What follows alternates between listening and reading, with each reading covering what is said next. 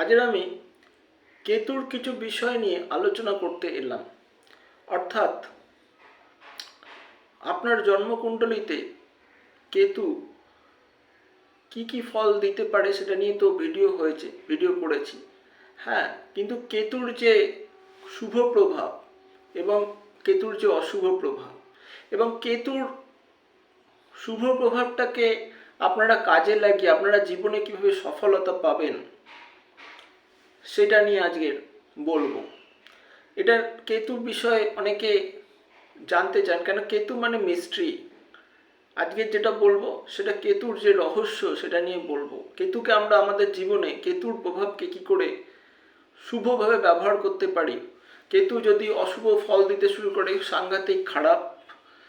কেতু একটা অন্যতম অশুভ প্ল্যানেট এবং আমার মতে তো কেতুর থেকে খারাপ প্ল্যানেট কিছু নয়, কোনো গ্রহই নেই। কেননা কেতু কোনো জিনিসকে ব্লকেজ করে দেয়, কেতু কেতু কাঁচি, সেই জিনিসটা থেকে আপনাকে আলাদা করে দেবে। একটা সাংঘাতিক গ্রহ এই কেতু। আবার কেতু ছাড়া গুপ্তবিদ্যা, অ্যাস্ট্রোলজি, তন্ত্র সাধনা এসব অনেক সময় হয় না। কেতু যেমন ভালো প্রভাব আছে, কেতুর তেমন খারাপ প্রভাব আছে।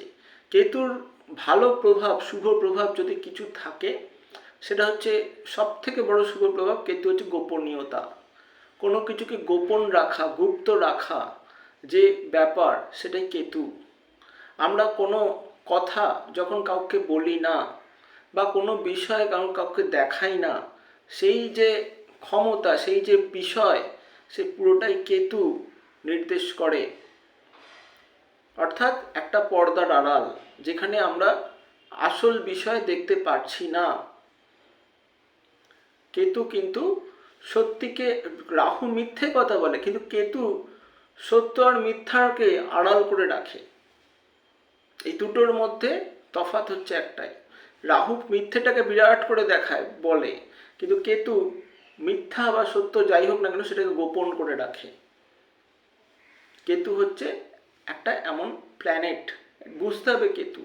কিন্তু কেতু যেমন পর্দা দিয়ে আড়াল করে, তেমন কেতু আবার কোনো জিনিসকে ব্লক করেও রাখতে পারে, কোনো জিনিসকে আটকে দিতে পারে, গুপ্ত শত্রুতা করে কোনো জিনিসকে নষ্ট করে দিতে পারে। এটা কেতু। আপনি নিজে বুঝতে পারছেন আপনার পেছনে কি গুপ্ত শত্রুতা হয়ে ষড়যন্ত্রে আপনার ক্ষতি হয়ে যাচ্ছে। এটা কেতুর প্রভাবে হচ্ছে।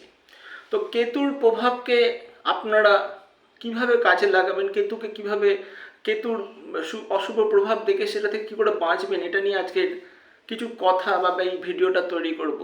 সব কিছু টিপস বা টোটকার ভিডিও আছে, কিন্তু এটা টিপস বা টোটকা নয়। এটা একটা অ্যাস্ট্রোলজির বিষয় দিয়ে সুন্দরভাবে বোঝানো যে কিভাবে কেতু থেকে আপনারা বাঁচবেন, আপনারা নিজেরা বুদ্ধি করে, নিজেদের চেষ্টা ব্যবহার করে, বিভিন্ন ঘর অনুযায়ী, বিভিন্ন ভাব অনুযায়ী। যদি আপনার লগ্নে কেতু বসে থাকে তো আপনার নাম, আপনার জান পেহচান, আপনার যে মান সম্মান, আপনার যে চারিদিকে পরিচিতি, সেইটাকে নষ্ট করার জন্য কিছু গুপ্ত শত্রু থাকবে। তারা আপনার 12টা বাজানোর চেষ্টা করবে সব কিছু। এবং হতে পারে আপনার নামটা কোনো কারণে বা আপনার পরিচিতি বদলে ফেলতে হতে পারে, আপনাকে দূরে চলে যেতে হতে পারে।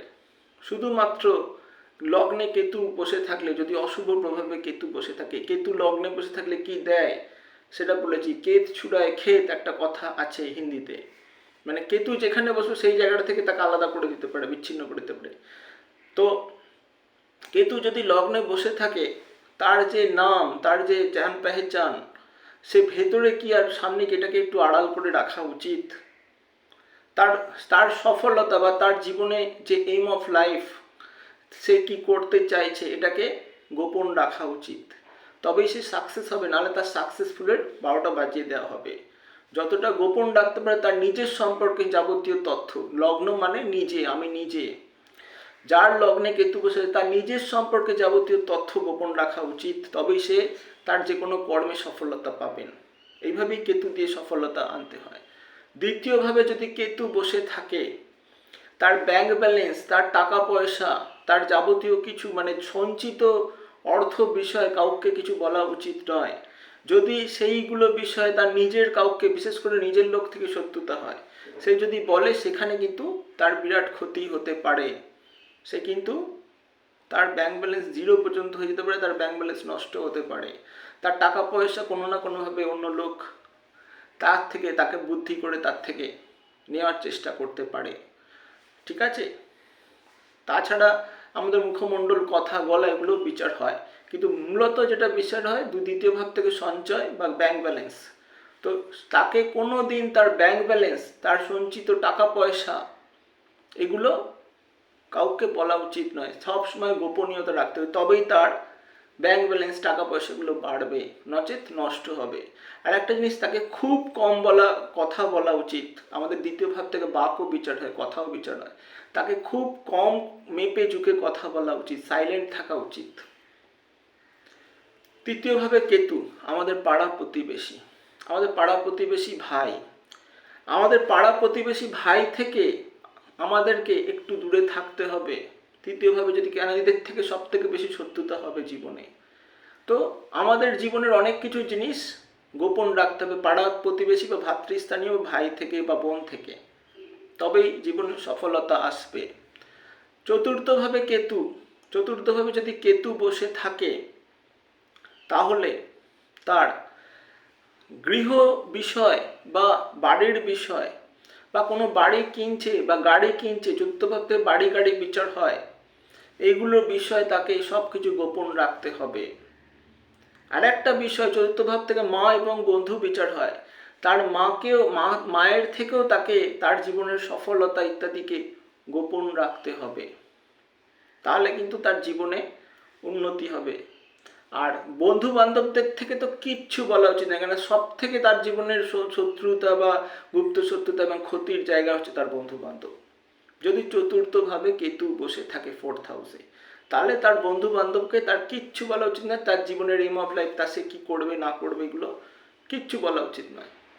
তাহলে না হলে কিন্তু তার ক্ষতি হবে। এবং বাড়ি ঘর, জমি বাড়ি যা কিনবে, বা বাড়ির সম্পর্কে কোনো বাড়িকে রিনোভেশন করবে, একটা গাড়ি কিনবে, এগুলো বিষয় আগে থেকে কাউকে কিছু বলা উচিত নয়, চুপচাপ থাকা উচিত। গৃহতে যদি অশান্তি চলে, সেগুলো নিয়ে কাউকে কিছু বলা উচিত নয়। পঞ্চমভাবে কেতু, তার উচ্চশিক্ষা। আমরা কি করি, উচ্চশিক্ষায় কোনো ভালো পড়াশোনা করলে আমরা সবাইকে ফাটিয়ে বলি এত, এই বিষয় কিন্তু না তো কারোর সামনে গর্ব করা উচিত, না তো কারোর সামনে বলা উচিত যে সে কী বিষয় নিয়ে পড়ছে, কি উচ্চশিক্ষা করছে। এটা সে যদি প্রেম ভালোবাসা করে, সেই সম্পর্কেও তাকে অত্যন্ত গোপনীয়তা অবলম্বন, না হলে প্রেম ভালোবাসা টিকবে না। আর উচ্চশিক্ষা বন্ধ হয়ে যেতে পারে, যে উচ্চশিক্ষা সম্পর্কে বলে সবাইকে।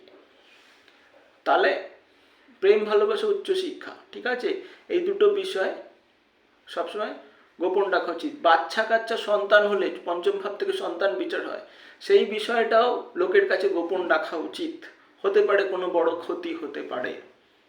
তাহলে পঞ্চম ভাবে কেতু এতটাই খারাপ, এবং সেটা থেকে বাঁচার জন্য তাকে গোপন রাখা উচিত এই বিষয়গুলো সমস্ত লোকের কাছে। ষষ্ঠ ভাব, 6th হাউস, 6th হাউসে যদি কেতু বসে থাকে, তাহলে ষষ্ঠ ভাব শত্রু স্থান।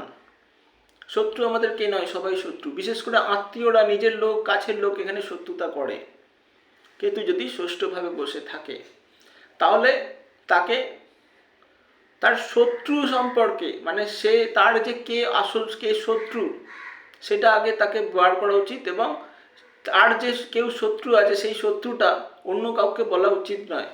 তার শত্রু সম্পর্কে যাবতীয় তথ্য তাকে গোপন রাখা উচিত। অদ্ভুত বিষয়, শত্রু সম্পর্কে লোককে বলে, কিন্তু এখানে শত্রু সম্পর্কে যাবতীয় তথ্য তাকে গোপন রাখা উচিত।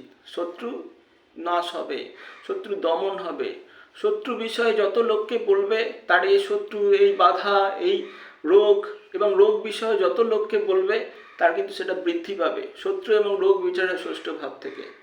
শত্রুতা হলে সেটাকে গোপন রাখা উচিত, সবাইকে বলা উচিত নয়, খুব দরকার যেখানে বলার সেখানে বলা উচিত। রোগ ব্যাধি হলে শুধুমাত্র ডাক্তারের কাছে গিয়ে বলা উচিত, আর কাউকে বলা উচিত নয়, তাহলে কিন্তু রোগ ব্যাধি বাড়বে। ষষ্ঠভাবে যদি কেতু বসে থাকে, তাহলে এটা গোপন রাখা উচিত। সপ্তমভাবে যদি কেতু বসে থাকে, সপ্তম আমাদের বিবাহ, সপ্তম আমাদের বিবাহ, অনেকের দেখা যায় বিবাহ ঠিক হয়ে ভেঙে যাচ্ছে। সপ্তমভাবে কেতুর কোনো প্রভাব, সপ্তমপতি হয়তো কেতুর নক্ষত্রে বা সপ্তমে কেতু বসে আছে, কেতুর সাথে কোনো রকম সপ্তম ভাবপতির কানেকশন হয়ে আছে, বিয়ে ঠিক হচ্ছে ভেঙে যাচ্ছে। তাকে কি করা উচিত? বিবাহ সম্পর্কে কাউকে কোনো কিছু বলা উচিত নয়, নাহলে বিয়ে ঠিক হয়ে ভেঙে যাবে। আর বিবাহিত জীবনেও তাদের সমস্যা, সেপারেশন আসে শুধুমাত্র কেতু বসে থাকার জন্য। তার বিবাহিত জীবনে যদি কোনো গন্ডগোল থাকে, নিকটবর্তী বন্ধু বান্ধব আত্মীয় কাউকে কিচ্ছু বলা উচিত না, উল্টে তারা আরও আগুনে ঘি ঢালার মতো কাজ করবে, শত্রুতা করে বিবাহিত জীবনকে প্রসেস করে ছেড়ে দেবে। সপ্তমে কেতু বসে থাকলে এতটা সাবধানতা অবলম্বন করা উচিত। অষ্টমে কেতু বসে থাকলে, অষ্টমে কেতু বসে থাকা খুব ভালো, এটা গুপ্তবিদ্যা ইত্যাদির পক্ষে অতিরিক্ত ভালো। তারা যদি কোনো সাধনা করে, কোনো ধার্মিক কার্য করে, তারা যদি কোনো মন্ত্র জপ করে, তারা যদি কোনো কিছু পড়াশোনা করে, স্পিরিচুয়াল লাইফ কিছু যে, সেগুলো নিয়ে কাউকে বলা উচিত নয়। তার কিন্তু সেই পড়াশোনার 12টা বাজে, তার সাধনার 12টা বাজবে, নষ্ট হয়ে যাবে সেটা। সেটা সবসময় গোপন রাখা উচিত যদি অষ্টমে কেতু বসে থাকে। অষ্টমে কেতুর লোকেদের সব বিষয়ই গোপন রাখা উচিত কম বেশি, নাহলে ক্ষতি হবে। নবমে কেতু, পিতা, নবম থেকে পিতার বিচার হয়, নবম থেকে গুরুর বিচার হয়। নবমে কেতু থাকা খুব ভালো যদি স্পিরিচুয়াল লাইনে থাকে। বাদ বাকি কোনো বিষয়ে যদি নবমে কেতু থাকে, জাগতিক বিষয় খুব খারাপ। নবম স্থানে কেতু, কালপুরুষের ধনু রাশিতে কেতু সব থেকে ভালো জায়গা, নবম স্থানে কেতু সব থেকে ভালো জায়গা। হ্যাঁ, তাই নবম ভাবে কেতু কালপুরুষ কুণ্ডলীর ধনু রাশিতে, এখানে কিন্তু কেতু তুঙ্গি হয়, সব থেকে ভালো জায়গা এখানে কেতু। হ্যাঁ, তো নবম ভাবে যদি কেতু থাকে, গুরু মন্ত্র আমাদের গুপ্ত রাখতে হয়। আমরা সবাই জানি নবম থেকে গুরুর বিচার হয়। তাহলে সে কি সাধনা করছে, এখান ক্ষেত্রেও তাই গুরুর বিষয় তাকে গোপন রাখা উচিত। তার ধর্ম কর্মর বিষয় গোপন রাখা উচিত, বা তার সৌভাগ্য, কোনো কিছু সৌভাগ্য প্রাপ্তি হতে চলেছে সেই বিষয়টা গোপন রাখা উচিত। সে কি সমৃদ্ধিতে আছে, সৌভাগ্য আছে, আর বাবার বিষয়ে, বাবার কোনো রোগ ব্যাধি হয়েছে, বাবার কিছু হয়েছে, এই বিষয়টা গোপন রাখা উচিত। আর বাবার থেকেও তাকে অনেক বিষয় গোপন রাখা উচিত। এখানে কিন্তু বাবার থেকে অনেক সময় জাতকের ক্ষতি হতে পারে, সব নবমে যদি কেতু বসে থাকে। গেল। এবার দশমে কেতু, দশমে কেতু, দশম থেকে আমি দশমের যে, দশমটা হচ্ছে একটা খুব গুরুত্বপূর্ণ বিষয়। এর থেকে কর্মের বিচার হয়, এর থেকে আমাদের সোশ্যাল স্ট্যাটাসের বিচার হয়। তো দশম স্থানে যদি কেতু বসে থাকে, তাহলে তাকে মানে তার মান সম্মান সব কিছুতে এটা গন্ডগোল তৈরি করবে।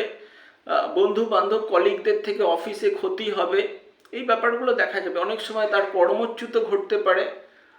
তার কর্ম বিষয়, কর্মস্থানে সবসময় তাকে সাইলেন্ট থাকা উচিত। তার নিজের গোপন কথা কাউকে শেয়ার করা উচিত নয়, কারণ অতিরিক্ত কাঠি করার, তার ওপর কাঠি হওয়ার ব্যাপার থাকতে পারে।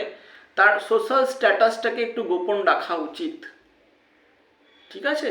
তার প্রতি, তার কর্মের বিষয়ে কিন্তু অনেক শত্রুতা হবে, কেন সে কর্ম কিন্তু ভালো করবে, খারাপ করবে না।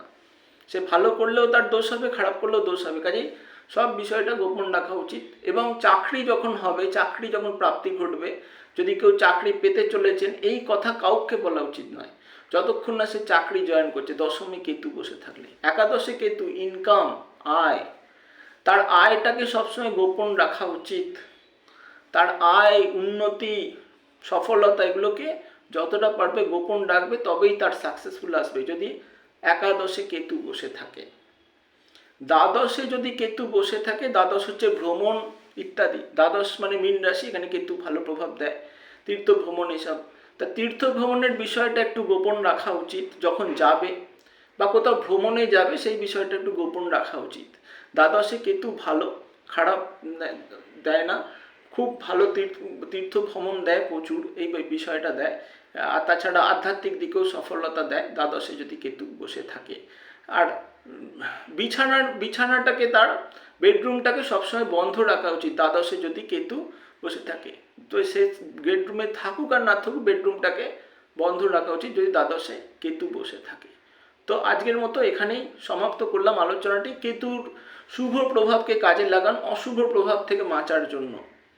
এটাই কেতুর বিষয়। কেতু থেকে যেমন ব্লকেজ আসে, গুপ্ত শত্রুতা আসে, তেমন কেতুর থেকে গোপনীয়তা আসে। আপনি যত আপনার বিষয় সম্পর্কিত কোনো কিছুতে সফলতা পেতে চলেন সেই বিষয় সম্পর্কে গোপনীয়তা রাখবেন, তত আপনি সাকসেসফুল হবেন, জীবনে সফলতা আসবে। কিন্তু এইটাই।